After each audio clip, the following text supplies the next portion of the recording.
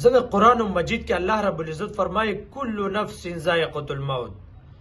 په مخ د ځمکه باندې چې کم شی سا اخلي د ټولو له به مرګ راځي. خو بعضې مرګونه دا داسې وي چې دا د انسان په زړه باندې یو داغ پاتې شي. د انسان دماغو نه عکس وځي نه، داسې د بعضې خلکو مرګي.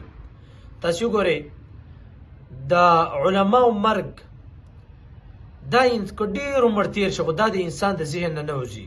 لکه مولانا بجلیګر صاحب کله وفات شوی دی خو د انسان د دماغو نه دا نه وځي. دارنګې سردار علي حقاني صاحب په مخ د ځمکه باندې به زه داسې ویم چې کوم علما هم تېر شوي دي، عالم من حیث العالم چې کوم تېر شوی دی د انسان د ذهن نه نه وځي. اوس هم د انسانانو په ذهنونو باندې دا بادشاهي کوي.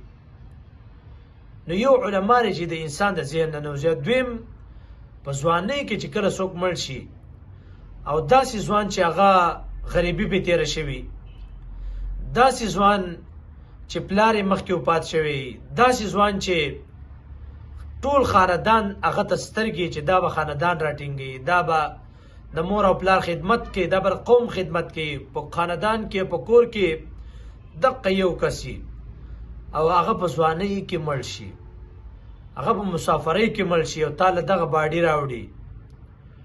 داسې انسان دا د انسان نه هېرېږي. داسې مړی، داسې ورور، داسې کلیوال دا د انسان نه هېرېږي. دریم قسم دا ملګری چې کله ستاسو په ملګرتیا کې پاتې شي او ستا مخې ته چا نه ساه وخېږي، دا کس د انسان نه هېرېږي. او څلورم چې کله ستا په سخت وخت کې چې حالات په تا باندې ناموافق او په هغه وخت کې ستاسو چا امداد وکړه او هغه کس مړ شه، نو کلونه تیر شي تر دې پورې چې قبر د ځمکې څخه خاورې شي او اوار شي هموار شي، بیا هم د انسان نه هېرېږي.